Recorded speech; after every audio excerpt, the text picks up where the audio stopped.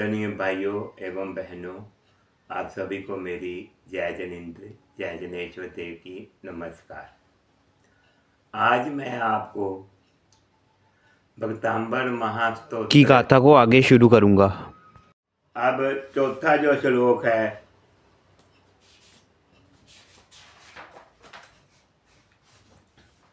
ये जल भय नाशक, जिनको जल से भय लगता है उसका नाशक है ये। इसका जाप करने से आपको लाभ मिलता है। नमोहरत सिद्धाचार्योपाध्याय सर्वसाधुभ्याम्।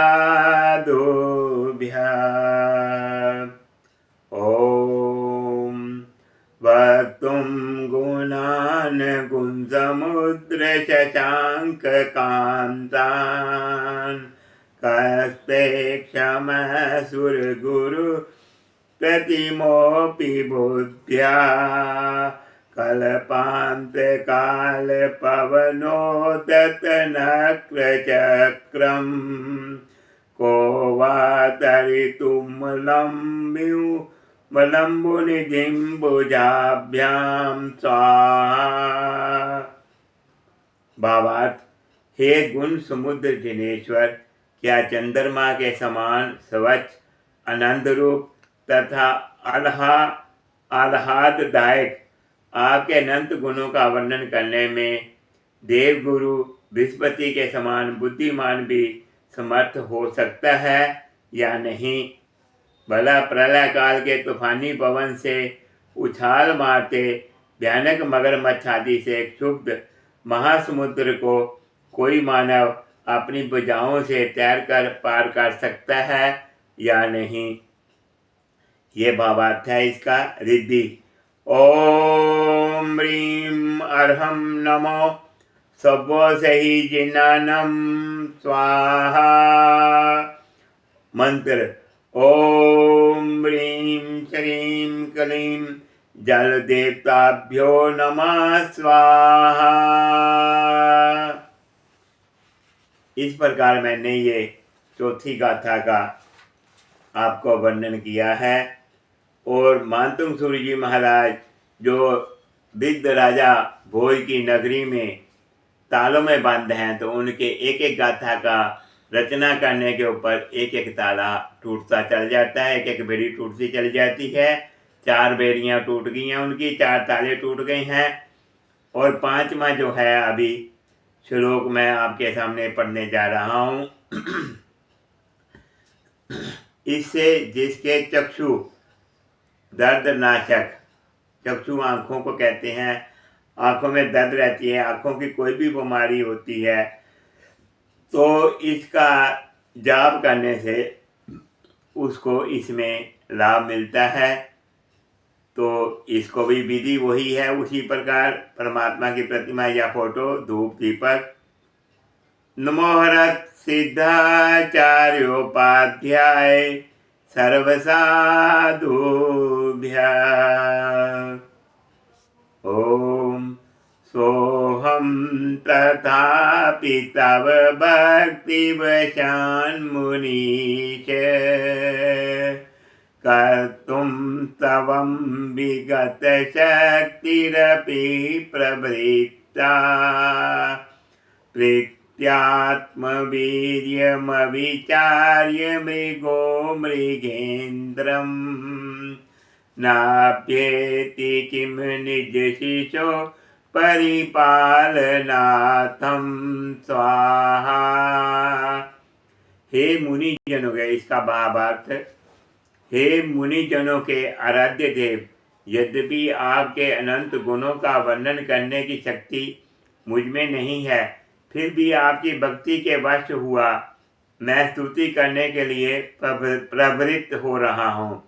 जैसे हरिणी कितनी ही दुर्बल क्यों न हो, किंतु वात्सल्य भाव के वश हुई अपने बच्चे शिशु की रक्षा के लिए आक्रमण करते हुए सिंह का मुकाबला करने के लिए सामने डट जाती है, इसी प्रकार मैं भी भक्तिवश हुआ अपनी शक्ति का विचार किए बिना आपकी स्तुति करने में प्रवृत्त हो रहा हूँ। श्री मातंग जी इस श्लोक में, इस भावन में, इसमें कह रहे हैं।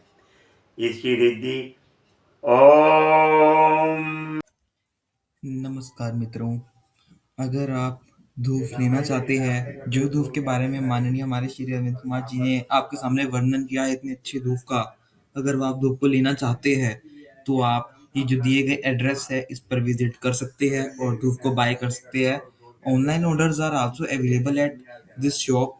This shop names firm names Shri Arvind Kumar, Shri Arun Kumar. यहाँ पर आपको हर तरह की धूप मिल जाती है। धूप स्टिक फॉर्म में मिलती है, कॉर्न फॉर्म में मिलती है, पाउडर फॉर्म में इत्यादि। और धूप की वैरायटी इतनी है कि आप देखते देखते थक जाएंगे। Catalogues are available on the phone numbers of the WhatsApp given number 9499419828। तो please check out this one time. If you check it this one time, you take it by and every time. ह्रीं अर्हं नमो अनंतो हि जिनानं स्वाहा। मंत्र ओम ह्रीं श्रीं क्लीं क्रों सर्वसंकट निवारणेभ्यः सुपाशुयक्षेभ्यो नमो नमः स्वाहा। इस प्रकार जिनकी आंखों में दर्द रहता हो, आंखों की प्रॉब्लम कोई भी हो, तो वो इस मंत्र का 27 बार जाप करें और बाद में रिद्धि पढ़ें और मंत्र पढ़ें और यथाशक्ति दान करें। अवश्य लाभ होगा, अवश्य लाभ होगा।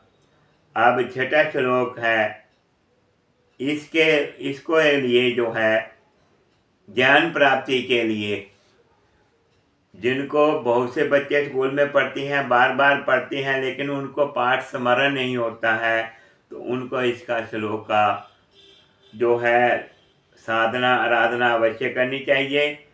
इससे व्यवहारिक ज्ञान और सम्यक ज्ञान दोनों की प्राप्ति होती है। इसके श्लोक को भी पढ़ने के लिए विधि वही है जो आपको ऊपर बताई है। परमात्मा की फोटो या प्रतिमा, धूप दीपक। नमोहरत सिद्धाचार्योपाध्याय सर्वसाधुभ्यः। ओम अल्पश्रुतं श्रुतवतां परिहासदाम त्वद्भक्तिरेव मुखरी कुरुते बलान् माम्। यत् कोकिला किलमदौ मधुरं विरौति तच्चामृचारुकलिकानिकरैकहेतु स्वाहा।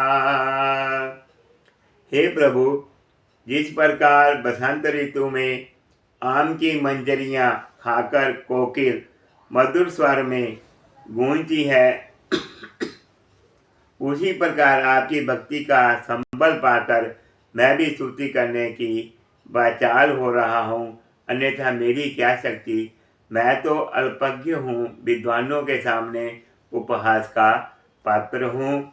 ये भावार्थ है इस गाथा का।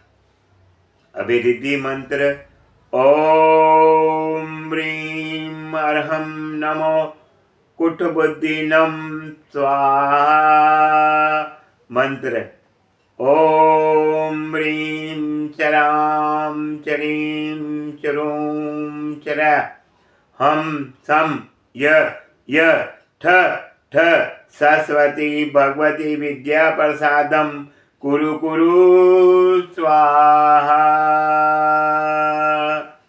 इस प्रकार जो इस गाथा का 27वां जाप करता है प्रतिदिन प्रातः उठकर, तो उसको सम्यक ज्ञान की प्राप्ति और स्कूल की शिक्षा का ज्ञान की प्राप्ति होती है।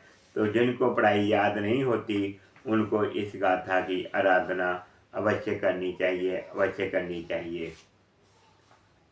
अब